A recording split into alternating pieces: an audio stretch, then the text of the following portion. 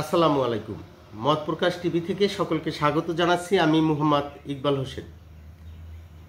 বর্তমান বাংলাদেশের মানুষ আর খিলাফত জমানার যে কুফা নগরী, এটি ইরাকের অবস্থিত এবং হযরত আলী রাদিয়াল্লাহু ইসলাম যখন খিলাফতের দায়িত্বে ছিলেন তখন তিনি ওই কুফা নগরী থেকে দায়িত্ব কার্যক্রম পরিচালনা করতেন। সেই কুফা নগরীর মানুষদের সাথে আর কুফা নগরীর সাথে বাংলাদেশ আর বাংলাদেশের মানুষের সাথে এই সমসাময়িক রাজনীতি নিয়ে একটি গভীর মিল খুঁজে পাওয়া যাচ্ছে। কুফা নগরীর মানুষ কেমন ছিল একটু ছোট্ট উদাহরণ আপনাদেরকে তুলে ধরি। হযরত আলী রাদিয়াল্লাহু ইসলামের ইন্তেকালের পরে দায়িত্বে ছিলেন মুয়াবিয়া। এরপরে সংক্ষেপে বলি যে তার ছেলে ইয়াজিদকে যখন দায়িত্ব দেওয়া হলো তখন মানুষের ভিতরে নানান অসন্তোষ, ক্ষোভ দেখা দিল। এরপরে ইমাম হাসানকে নিয়ে মানুষ ওই দায়িত্বে দেওয়ার চেষ্টা করলো। তার ইন্তেকালের পরে ইমাম হোসাইনকে সেই জায়গায়, তখনকার মানুষের দাবি ছিল যে সে হবে, ইমাম হোসাইন হবে আমিরুল মোমিনিন খেলাফতের। কিন্তু দেখা গেল যে কুফাবাসী তখন ইমাম হোসাইনকে অসংখ্য চিঠি লিখতে থাকলো সমস্ত গোত্র থেকে, সমস্ত বলতে বেশিরভাগ গোত্র থেকেই, কুফায় যারা বসবাস করত বেশিরভাগ গোত্র থেকেই ইমাম হোসাইনকে চিঠি লিখল যে আপনি আসেন, আপনি আমাদের শাসনকর্তা হন। কিন্তু সেইখানে ইমাম হোসাইন প্রথমে তার একজন দূত প্রেরণ করেন পরিস্থিতি বোঝার জন্য। তো সেই লোক যাওয়ার পরে কুফাবাসী যখন জানতে পারল উনি ইমাম হোসেনের দূত, তার সাথে মানুষ জোটবদ্ধ হলো, তাকে নিয়ে মানুষ যুদ্ধর ঘোষণা করলো এবং তাকে নিয়ে তখনকার যে ওই ইয়াজিদের গভর্নর ইবনে জিয়াদ তার বিরুদ্ধে যুদ্ধ ঘোষণা করে ওই রাজপ্রাসাদের সামনে তারা যুদ্ধ করার জন্য এক প্রকার চলে যায়। হাজার হাজার যোদ্ধা, হাজার হাজার মানুষ। এখন তখনই কিন্তু তিনি একটি চিঠি লিখে দেয় যে কুফাবাসী এই ইবনে জিয়াদ বা ইয়াজিদের শাসন চায় না, তুমি চলে আসো। তো এখন ওই চিঠি যখন পাঠায় তখন কিন্তু ওই কুফাবাসী ওই যে ইমাম হোসেনের দূত তার সাথেই একত্রতায় ছিল। এখন দিন যায়, রাজপ্রাসাদ ঘেরাও অবস্থানেই থাকে। এক পর্যায়ে গিয়ে আপনার ইবনে জিয়াদ কি করলো, ওই কুফাবাসী যে লোভী ছিল সেটি সে জানত। সে কি করলো, তার গুপ্তচরদের মাধ্যমে কুফাবাসীর কাছে মোহর পাঠাতে শুরু করলো। গুপ্ত দরজা ছিল প্রাসাদের, সেই থেকে তার গুপ্তচররা যায়, ওই যে সোনার মোহর সহ বিভিন্ন মোহর দিতে থাকলো। আর নারীদেরকে টার্গেট করলো যে আপনার ভাই, আপনার স্বামী, আপনার বাবা কেন শুধু এই সংঘর্ষে জড়িয়ে, যুদ্ধে জড়িয়ে মারা যাবে, আপনারা তাদেরকে বুঝিয়ে নিয়ে আসেন। সন্ধ্যার মধ্যে তখন যেই মানুষ ছিল যে যুদ্ধের জন্য ওইখানে যুদ্ধের শ্বাস পোশাক পরে ইবনে জিয়াদের বিরুদ্ধে বা ইয়াজিদের সৈন্যবাহিনীর বিরুদ্ধে যুদ্ধ করবে, সেই মানুষ আস্তে আস্তে কমে গেল।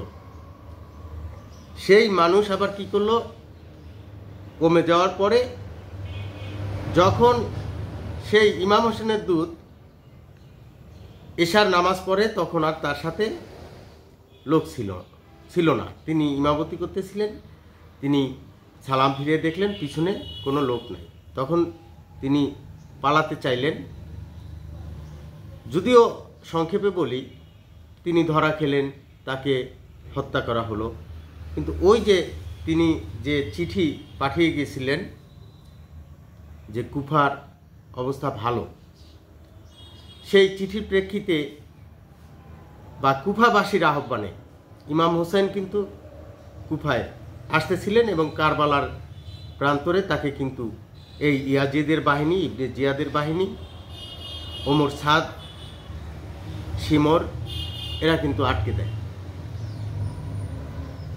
এখন এই ইমাম হোসাইনকে যে আটকে দেওয়া হয়েছে কারবালার প্রান্তরে, এই খবর কিন্তু কুফাবাসীর কাছে পৌঁছানো হয় বা তারা পায় এই খবর। কোনো কুফাবাসী কিন্তু সেইখানে তাকে উদ্ধারের জন্য যায়নি। আবার তারা কিন্তু এই কুফাবাসীরা তখন তা জানে। আর যেটি ইসলামের ইতিহাসের একটি কলঙ্কিত অধ্যায়, সেটি হলো যে নির্মমভাবে আমাদের মুসলমানদের প্রিয় এই ইমাম হোসাইন রাদিয়াল্লাহু ইসলাম সহ তার ৭২ জন সঙ্গী সহ তাদেরকে এই শিমররা হত্যা করে। এখন এই ঘটনার পরে এই ইবনে জিয়াদ যে তখন গভর্নর, এই শিমর, এই ওমর সাদ, তাদেরকে কিন্তু তখন আবার এই ইমাম হোসাইনের প্রতিশোধ স্বরূপ, হত্যার প্রতিশোধ স্বরূপ আবু ইসহাক মুক্তার সাকাফি, সে এই ইয়াজিদ বাহিনীদের বিরুদ্ধে যুদ্ধ করে, তার কলা কৌশলের মাধ্যমে যুদ্ধ করে সে ওইখানে কিন্তু সেই প্রতিশোধ নেয়, আবার ওই রাজপ্রাসাদ দখল করে এবং সে শাসন কার্যও চালায়। কিন্তু মাত্র 2 বছরের কাছাকাছি হবে সম্ভবত, এই সময়টা ওই আবু ইসহাক মুক্তার তার শাসন কার্য চালানোর পরেই তখন জুবাইরি শাসন ব্যবস্থার যারা আবার কর্ণধার ছিল, তারা আবার এই কুফায় তাদের হুকুমত চালু করতে চাচ্ছিলেন। তখন কিন্তু তারা আবার এই মুক্তারকে পাকড়াও করতে চান, তার বিরুদ্ধে এক প্রকার যুদ্ধ ঘোষণা করে তারা আবার এই মুক্তার যেই প্রাসাদে ছিলেন সেই প্রসাদ কিন্তু ঘেরাও করে, রাজপ্রাসাদ ঘেরাও করে সেইখানে কিন্তু তাকে অনেক দিন যাবৎ অবরুদ্ধ করে রাখে এবং আবু ইসহাক মুক্তারকেও হত্যা করে। কিন্তু এই আবু ইসহাক মুক্তার আবার যখন কুফার দায়িত্বে ছিলেন, দেখেন যে ইমাম হোসাইনকে হত্যার পরে কুফাবাসী এই ইমাম হোসাইনের কি বলে যে বিচার চেয়েছিলেন।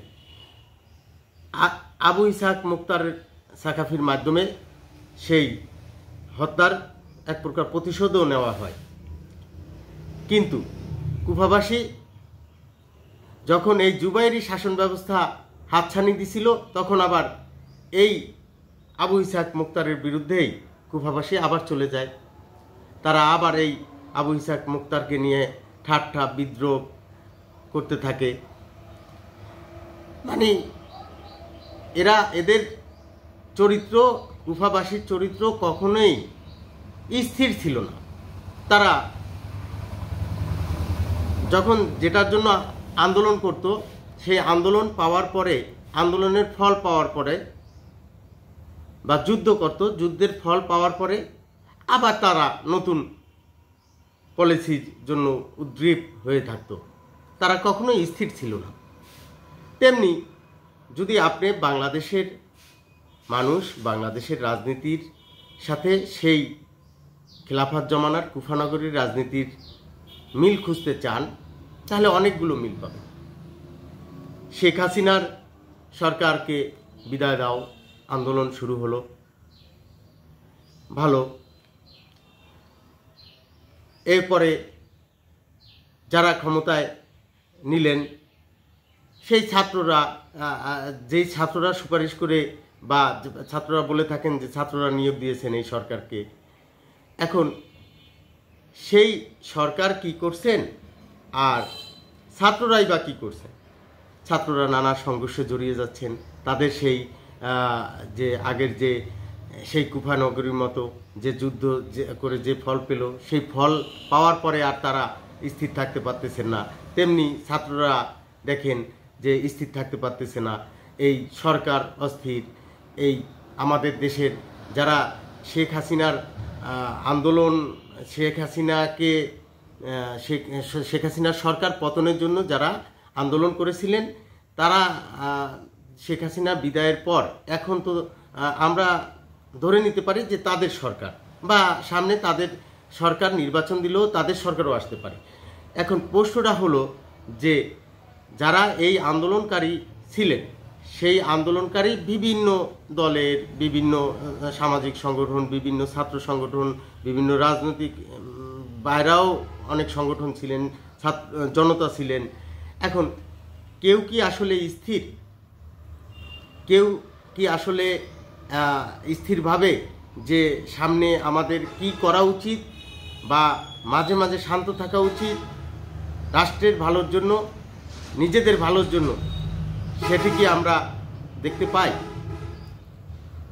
বিএনপির মহাসচিব মির্জা ফখরুল ইসলাম আলমগীরের গতকালকের একটি সাংবাদিক সম্মেলনে তার যে আবেগ আমরা দেখেছি, তাতেও কিন্তু স্পষ্ট যে বাংলাদেশের চলমান এই বিষয় নিয়ে সরকার বিব্রত, রাজনৈতিক দলগুলো বিব্রত, সাধারণ মানুষ বিব্রত।